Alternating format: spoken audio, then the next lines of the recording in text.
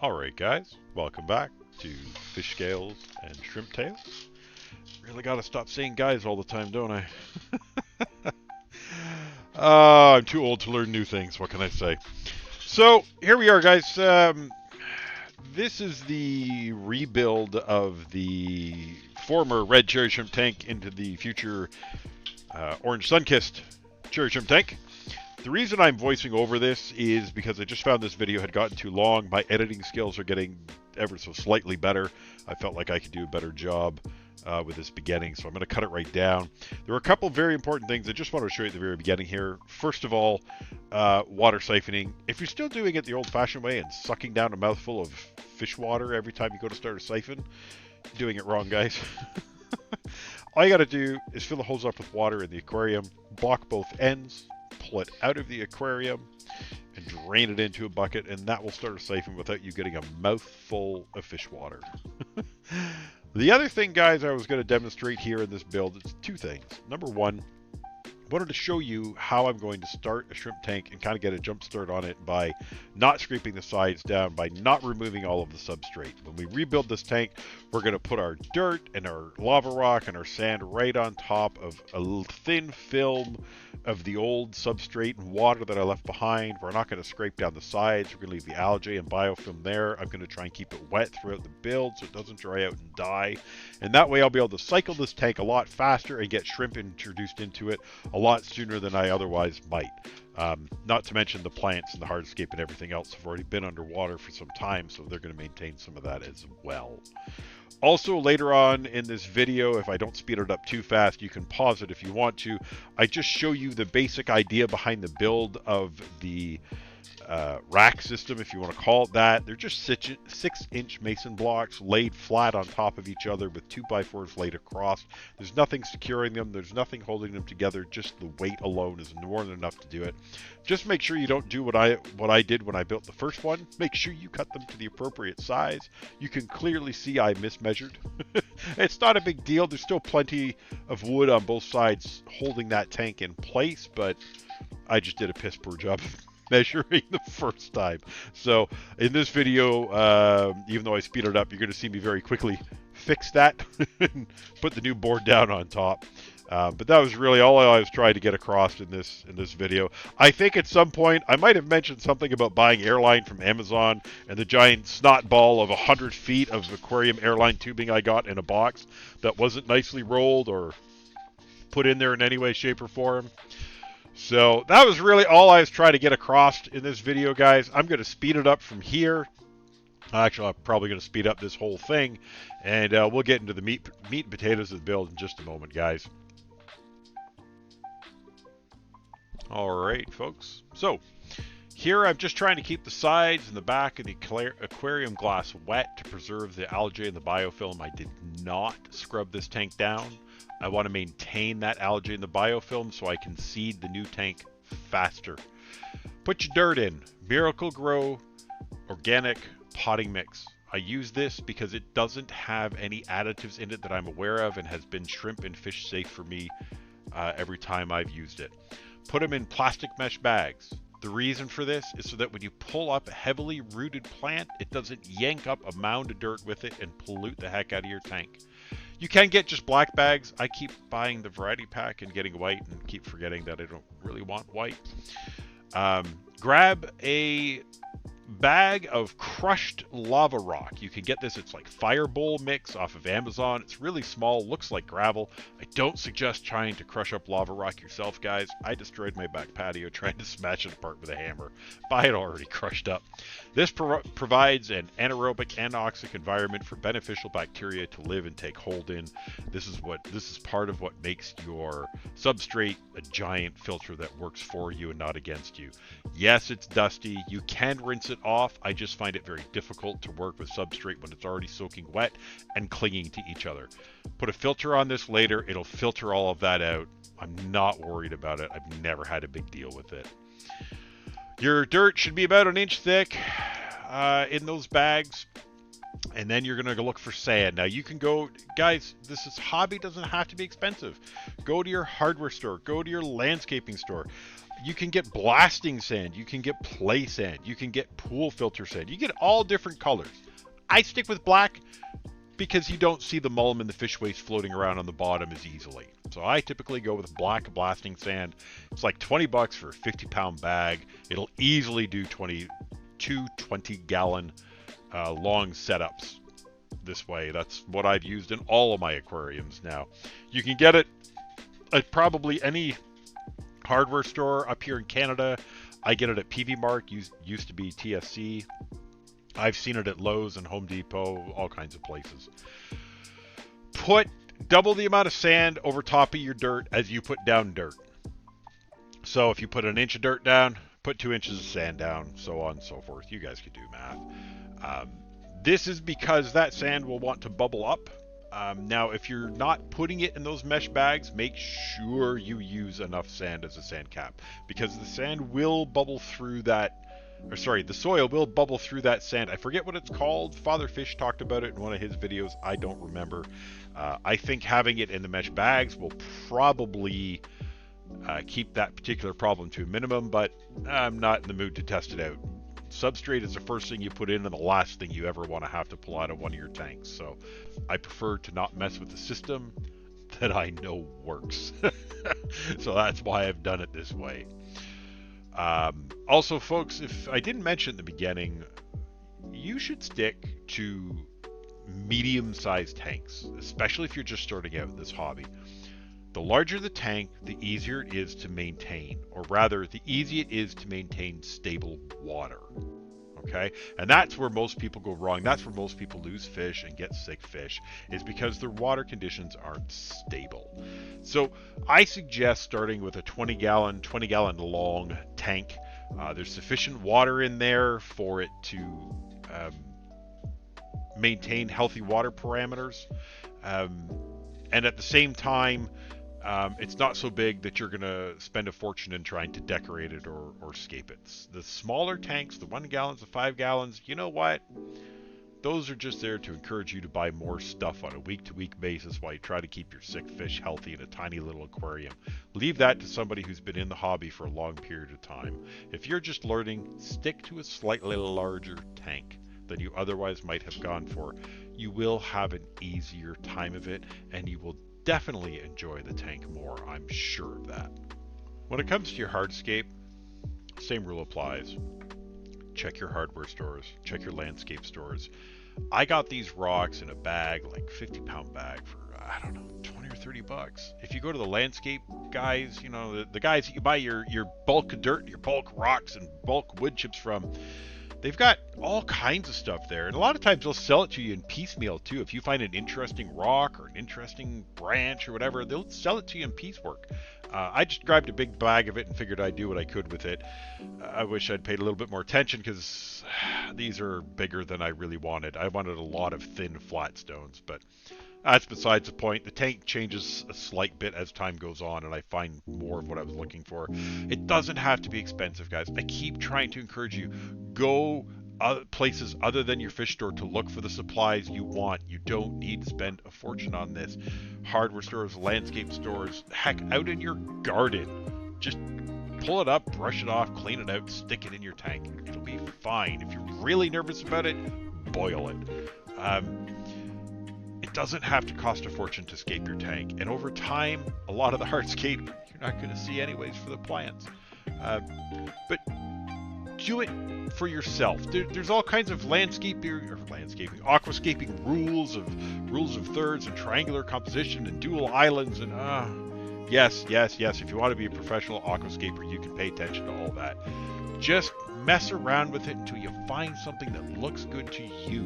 You're the one that's going to be looking at this tank all the time. It doesn't matter what somebody else thinks of it, but other than your wife, maybe. Make it look good for you. Do something you're going to enjoy. Keep in mind the fish you're putting in it. Maybe you want to make sure that you don't leave areas, if you're making a betta tank, don't leave sharp edges and sharp sticks where they're going to hurt themselves.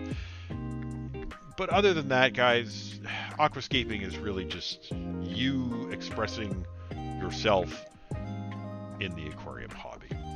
So I'll speed this up from here. We'll get on to the plants. Okay, guys, just want to show you again Try and save you guys a few dollars when you go to the store, buy plants. These are just plants that I've pulled out of the other aquarium. I realize there are some roots on some of these. There's some string algae mixed in here. But I felt like the last video maybe I didn't quite do a good enough job explaining what I was after. So I want you to see how I'm going to cut this up, and then we'll cut to me planting it after I get them all done. You don't need to see me do each one of these, but here's what I'm saying to you. You go to the store, you buy a big bundle of plants. You'll have multiple of these come in, okay? So with something like this, now this has already got a root system on it, but I'm looking at this going, all right, I can plant the tip. I'm going to cut right above a leaf node here. I'm going to take these couple bottom leaves off right here. Just get rid of them. Maybe even the next set right here. And now I'm going to plant that. And then I'm going to take that same stalk again. And I'm going to come down about here. And maybe I'll come down one more. I'll come down here. And I'm going to take off the bottom couple leaves.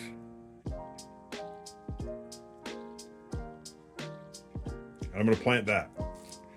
Now, this is not going to give you a real beautiful aquarium to start off with.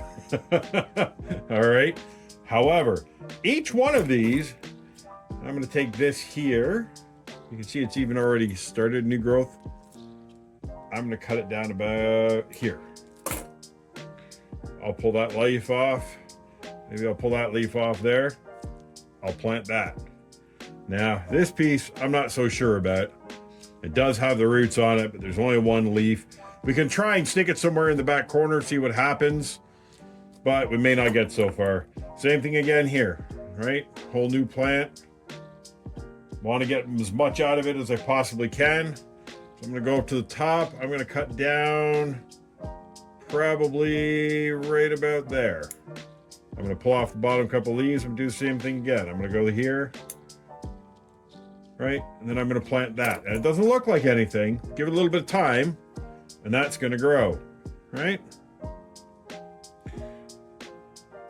And we'll keep doing that along until we've got them all ready. And then we'll cut back and we'll start planting. Just thought I'd show you guys. You can save yourself a few bucks. These things, when they showed up, they show up in a big, when I first got them, they show up in a big clump. Just one big clump. You can tear them apart, take them apart nice and careful, nice and careful. And I planted them like this just because I knew I was going to end up redoing them. I'll get several out of that I can plant, and they'll all take off, right? That's true. Pretty much any stem plant, anything that grows grouped together like that, you can generally get away with taking it apart, cutting it down a few times and planting it. If it's a brand new tank, I'd say keep your tank fertilized for the first couple of weeks, just to make sure that they get enough nutrients to grow. You can clearly see that the tank that these came out of, which was the original orange tank, I'd let the lighting drop down too low. In fact, I did that in all of my tanks, so the plant suffered a little bit. I've corrected the problem now, but we're just dealing with the aftermath. So we'll cut these down, we'll get it ready to go, and we'll get to planting. Okay, guys. So, cut up some of those plants. I'll try and go behind the aquarium so we don't get quite as bad a reflection. So I'm thinking what I want to try here. Not sure how well this is going to go, but I kind of want to just do a whole little red forest in the middle here. Pretty much just of the Ludwigia. So, all those bits and pieces that I showed you earlier, some are longer than others, I'm going to drop in the ground here. We're going to start getting that ready. Just build a little forest out of it. Like I said, these will all eventually take off. It's going to be very slow growing. You're not going to have immediate results, so you have to be willing to be patient. This is not going to happen overnight. It's going to take some time for these to get up and start growing. That's why I said I strongly suggest, if you have the ability to do so, you make sure your tank stays fertilized. Just for the first couple of weeks, until these start to take hold. Make sure, this is at, I think it's called Ludwigia Super Polystist Red or something to that effect. They do like high intense light. That's where they get the redness from. If you don't have really high bright lights, or you don't like the look of it, leave your lights on a little bit longer. I think I've mentioned before, most of my lights here are typically on for about 12 hours a day. Realize that sounds like a lot, but they're on fairly dim. And as it is, because I had the lights down so low, even though they were on for such a long period of day, and my floating plants took over, ran me into a bit of a problem. So you can see I didn't have a lot of these plants to go off of. I mean, you know, I had a couple on the other tank that were growing, and I've had to leave a couple behind because, of course, that other cherry tank is still going to keep running with them in it until this one is ready to go. So I've got to leave some plants in there, that sort of thing. But I didn't have that many. I mean, you pretty much saw what was on the table there. I haven't taken any more out. I've just cut them all up, get them all in here. And these stalks, they will all start to grow. And by the next time you see this tank, I imagine, when I do an update on it, this will all be a nice little forest of red starting to come in. Or you'll all have a good laugh at my expense and say, yeah, see, we told you should have done X, Y, Z, and this will all die. I don't think that's going to be the case. I've done this a few times before. I've never had an issue with it not taking off. You get the odd piece maybe, but for the most part, it all comes together. Just make sure you keep it fertilized, like I said. So some of these are a little longer than others, but they looked a little bit too delicate to start cutting, so I just left it. So that's not too bad for those. I think we've got the bulk of them in. Oh, there's this little piece over here I'm missing. I guess we'll get this one in too. Can't hurt none. I'm sure I'll find more as I go along. So I'm kind of hoping this is going to be just a nice red area. And to be fair, it would be nice if I could keep some of the plants separate, because some of these stem growers that grow really quick, to get an opportunity to do it, if they're growing really fast and you have an abundance of them, grab a bundle of them out. Next time you go to your fish store to buy some food or something, give them a call before you leave. If you're taking them 3 or 4 bundles of little plants, they might, you know, they're not going to give you a lot of money, but they might give you a couple of bucks towards whatever purchase it is you're making. They might take a couple of dollars off. So now I pulled the boots out of that tank. None of this was doing very good. And you know me, I like to sneak this stuff under rocks somewhere, because I just find that once it gets into the substrate, like any other plant, it'll usually start to take off a little bit. So as long as you leave the rhizome up above, you're okay. Plant will be fine. I know these are the, I know a lot of people say, oh, Buciflander, they're nepophyte, they don't need to be in the ground. Yeah, I know, they don't. But I will say this, if you get their roots underneath of a rock that's right by the substrate, you will see in a pretty short period of time, look at this poor thing, it doesn't even really have any roots. You will find after a very short period of time, as those roots develop and they find their way into the sand, into the nutrition layer, even though they don't necessarily need it, you'll find that your plant does far better having access to all those roots, or sorry, to all that nutrient layer, and your plants will take off. These were not really in that area, so we had a rather difficult time of it. They didn't grow real great. So, all right. So we're going to start taking this stuff. Now, stuff does grow like a weed, that I know. I'm starting to see that in some of the other tanks that I put it in. You'll see that on some of the updates, I'm sure. But we'll get this stuff planted around now. I don't mind so much if it takes over. I'm not real concerned about that. Oh, that reminds me. There's something else I need to get. Let's just see if I can do it. Just these little bits of stuff and pieces that I've saved. Probably get them in too.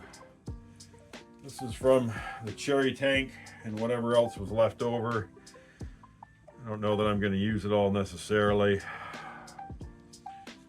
Some of this may not do so well. This is what's left of S. repens that I had in that tank. And I have a few like this where I have a root system. You notice there's no leaves. That's not an S. repens. Neither is that. But I'm going to tuck these in around the rock. And you know what? If they grow, great. If they don't grow, not so great. But if I can get any of my investment back on these plants, I think that's a great idea. They didn't do so well in the other tank. I think we're just going to get them planted up in here. Sort of hope for the best, see what happens. Maybe they'll take off in here. Maybe we can save them a bit. I don't know. They look pretty bad to me. But we'll see. I mean, it doesn't hurt any to stick them in the tank and try. And whatever happens with it, right? Yeah, I'm not entirely sure what you are, but I'm going to stick you right there. Now, I will say, guys, just one thing. If you do use the lava rock that I use, because it is so small, I do find that when you go to push your plants in, it kind of catches together. Doesn't want to let your tweezers go into the soil. It'll be fine. Just give another push. It'll drop in. I'm just putting these all around the outside here. Let's see what happens. I'd love to think that they're going to grow. I kind of, if I'm being perfectly honest, have my doubts. There's not much to most of these. But, like I said, why not try to salvage what you can? If it salvages, great. You got a little bit of extra. Sometimes you'd be surprised what will take off. So, I think I'm going to stop talking from here. We're just going to fast forward the video, get this in play, and we'll go from there. So.